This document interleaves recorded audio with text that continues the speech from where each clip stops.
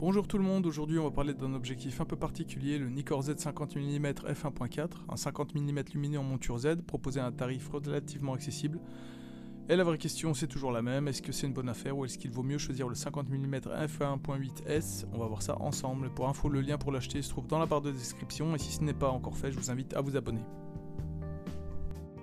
Je vous mets les caractéristiques techniques à l'écran. Ce qu'il faudra surtout retenir, c'est qu'on est sur un 50 mm plein format en monture Nikon Z avec une grande ouverture de f1.4, donc clairement orienté portrait, basse lumière et flou d'arrière-plan marqué. Il ouvre à f1.4 et ferme à f16 avec un diaphragme à 9 lamelles, ce qui aide à avoir un bokeh plutôt agréable. La distance minimale de mise au point est de 37 cm, donc on peut quand même se rapprocher un peu du sujet, même si ce n'est pas un objectif macro. Il utilise un moteur autofocus STM, donc moderne, précis et plutôt fluide, même si certains tests mentionnent qu'il n'est pas totalement silencieux, mais on verra ça plus tard dans la vidéo. Sinon, il accepte les filtres en 62 mm, ce qui est assez standard et pratique, et enfin il pèse 420 grammes, ce n'est pas un pancake, mais ça reste raisonnable sur un boîtier comme un Z6, Z5 ou même un ZF. Il n'est pas dans la gamme S haut de gamme de Nikon, mais il est bien construit, protégé contre la poussière et l'humidité, et il reste équilibré sur des boîtiers comme les Z5, les Z6, Z8 ou encore le ZF. Alors pour qui convient-il? Le 50 mm c'est la focale polyvalente par excellence pour la photo de portrait, la street photo, la photo du quotidien, la photo d'ambiance en intérieur ou en faible lumière. L'ouverture de f1.4 permet de laisser rentrer plus de lumière, un flou d'arrière-plan plus marqué qu'un f1.8 et on a un rendu plus créatif.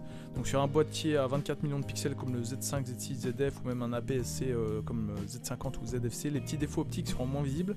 Par contre sur un capteur à 45 millions de pixels en revanche, il faudrait être un peu plus exigeant. Parlons maintenant de la qualité d'image, je vous mets quelques exemples de photos. Alors au centre c'est correct à f1.4, bon à f2 très bon à f2.8, sur les bords c'est clairement en retrait à pleine ouverture, il faut fermer pour homogénéiser. On observe du vignettage à f1.4, des aberrations chromatiques et un peu de coma. En clair, ce n'est pas une optique ultra chirurgicale, ce n'est pas un objectif S, mais pour du portrait ou de la photo d'ambiance ça fonctionne très bien.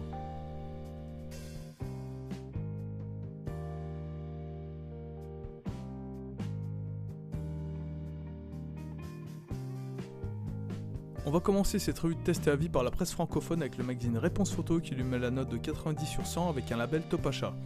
Il salue un 50 mm compact, léger et abordable, idéal en portrait et polyvalent en plein format comme en APS-C. Le piqué est bon au centre des f1.4 mais l'homogénéité et les aberrations restent en retrait face aux versions plus haut de gamme. En bref, un excellent rapport qualité-prix avec quelques concessions optiques à pleine ouverture. On continue avec le site Camera Labs qui lui donne la note de 3,5 sur 5. Ils apprécient un objectif compact, léger et abordable avec une bonne résolution D, confirme un peu le diaphragme et un rapport qualité-prix intéressant. En revanche, à pleine ouverture, elle a ses mots avec du vignettage marqué, des aberrations chromatiques et un bokeh parfois un peu nerveux et des performances en proxy perfectibles. Bref, pas parfait mais recommandable si on accepte ses compromis en échange du tarif. Le site web iPhotozine lui attribue carrément la note maximale de 5 sur 5 et le label Editor's Choice. Il salue une excellente netteté, un autofocus rapide et quasi silencieux, une très bonne résistance au flair, un bokeh agréable et une construction sérieuse et tropicalisée. Pour eux, c'est un 50 mm lumineux, polyvalent et très bien placé en prix, au point de ne relever aucun vrai défaut majeur dans leur verdict. Et on termine avec Digital Camera World qui lui attribue 4 étoiles et demie sur 5 et le label Recommended. Ils apprécient sous l'ouverture à f1.4 abordable, son autofocus rapide et quasi silencieux, ainsi que son bon rapport qualité-prix. En revanche, il rappelle qu'il n'a pas le niveau de finition des optiques S-Line et qu'il fait quelques concessions côté construction et commande. Pour eux, c'est un excellent 50 mm lumineux accessible et surtout pertinent en portrait et sur APS-C.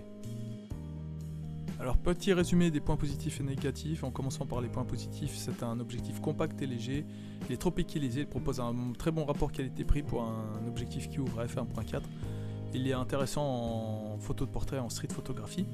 Pour ce qui est des points négatifs, il est moins bon que le 50 mm f1.8S, il a des bords faibles à pleine ouverture, des aberrations chromatiques, autofocus un petit peu bruyant et un bokeh parfois nerveux. Concernant le prix, en neuf on le trouve autour des 500 €, c'est une gamme tarifaire accessible pour un f1.4. En occasion il est encore difficile à trouver sur le bon coin, mais si vous tombez dessus il devrait être à moins de 400 € pour un objectif en bon état. En revanche on trouve énormément de Nikkor Z 50 mm f1.2S en seconde main, mais évidemment à un tarif bien plus élevé. Donc si vous cherchez un 50 mm lumineux pas trop cher, le marché de l'occasion n'est pas encore très favorable pour ce modèle précis. Alors faites attention à ne pas le confondre avec l'ancien modèle de Nikon AFS Nikkor Z 50 mm 1.4G. Pensez bien à taper Nikkor Z si vous faites des recherches en occasion. Pour ce qui est des autres alternatives, on en a en premier lieu le Nikkor Z 50 mm f1.8S qui est nettement plus piqué, plus homogène, souvent au même prix en promotion, donc c'est un choix rationnel. On a également le Nikkor Z 50 mm f1.2S avec une qualité optique exceptionnelle, un bokeh plus doux mais il est beaucoup plus lourd et très très cher. Donc c'est plus pour les pros, les passionnés exigeants.